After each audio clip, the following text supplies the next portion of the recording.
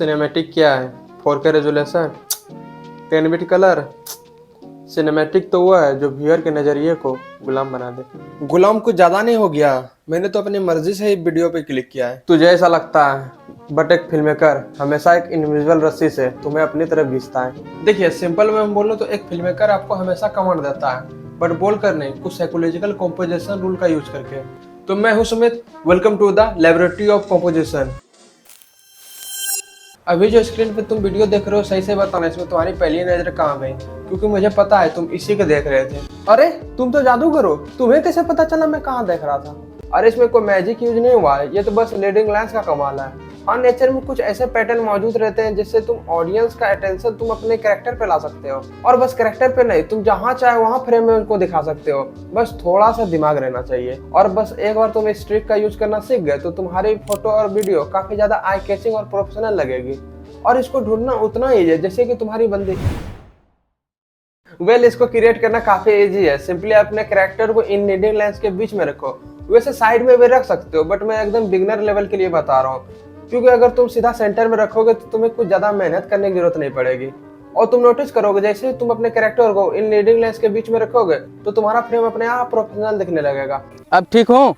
थोड़ा साइड हो जा। अब ठीक हो? थोड़ा सा साइड, थोड़ा सा। अब ठीक हो? अरे उधर नहीं, इधर। अब ठीक हो? अरे सामने चल, सामने चल। अब ठीक हूँ? हाँ, अब ठीक है। अपने कैरेक्टर को इन लीडिंग लाइंस के बीच में रखने के बाद ही तुम्हें एहसास हो जाएगा कि तुम्हारी नजर बस मेन कैरेक्टर पे जा रही है, ना कि कहीं और। हाँ, मुझे पता है बिगनर्स को अभी भी नेचर में लीडिंग लाइंस को ढूंढने में तकलीफ हो सकती है, इसीलिए सब एग्जांपल देखो, तुम इसे कहाँ कहाँ क्रिएट कर सकते हो। पहला एग्जांपल की बात करें तो तुम इसे रोड पे काफी इजीली क्रिएट कर सकते हो।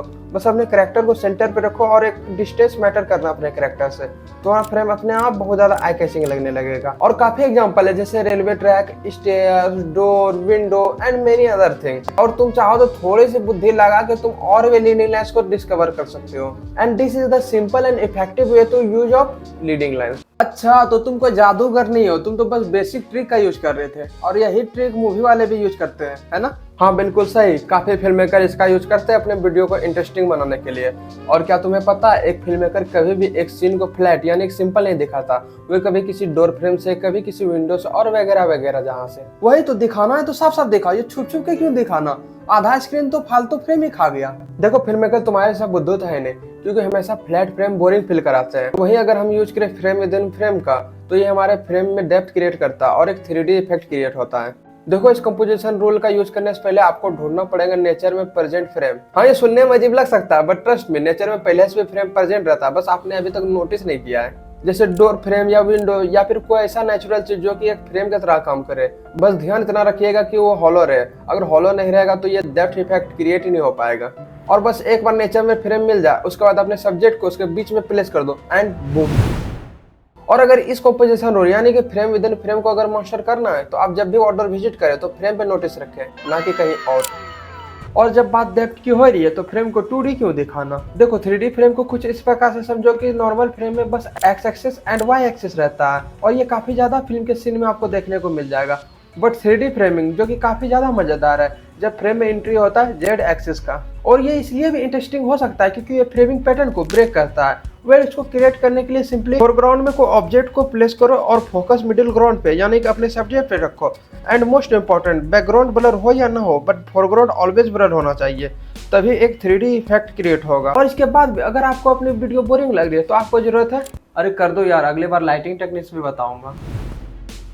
और ये फ्रेमिंग टेक्निक इसलिए भी प्रोफेशनल लगता है क्योंकि ये रियल लाइफ से इंस्पायर है। क्योंकि जब भी तुम रियल लाइफ में अपनी आंखों को ऑब्जेक्ट को देखते हो तो फोरग्राउंड अपने आप ब्लर हो जाता है और बैकग्राउंड पे तो तुम्हारा नजर जाता ही है, मैंने तुम्हारा फोकस रहता है मिडिल ग्राउंड पे। और बस इसी चीज को तुम विजुअली स्क्रीन पे दिखाते हो और इसीलिए काफी ज्यादा सिनेमैटिक लगता है। और बस इसीलिए काफी प्रोफेशनल के द्वारा इस कंपोजिशन रूल का अपने वीडियो में यूज किया जाता है।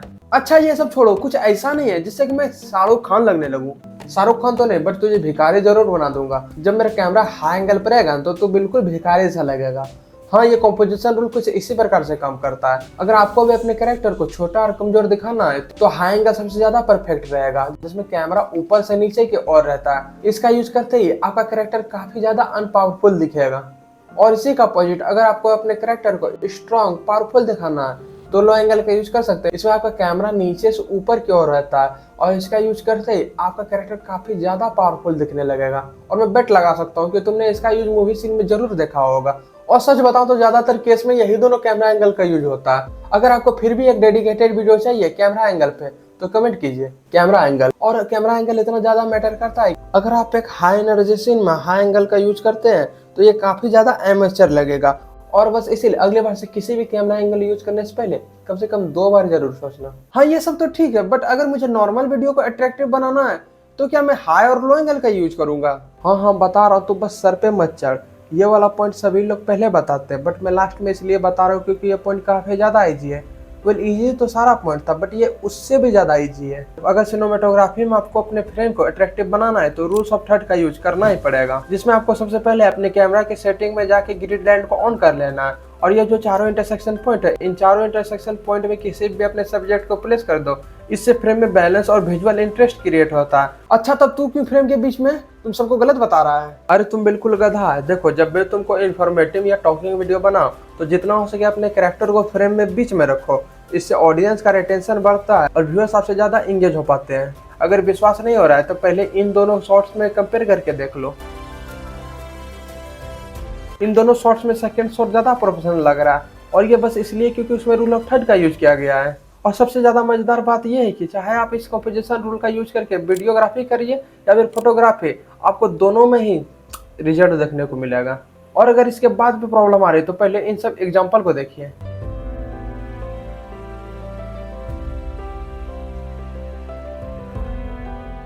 देखिए स्क्रिप्ट लंबा खींचने के लिए तो मैं और भी तोड़ फोड़ के बता सकता हूँ, बट मुझे सिंपल बोलना ज्यादा पसंद है। देखो आप फोन से शूट कर रहे हो या कैमरा से, ये बिल्कुल मैटर नहीं करता। अगर आपका कंपोजिशन रूल सही रहेगा तो आपका वीडियो अपने आप प्रोफेशनल दिखने लगेगा। इसीलिए अगली बार से कैमरा को अपग्रेड करने से पहले नॉलेज को अपग्रेड करो।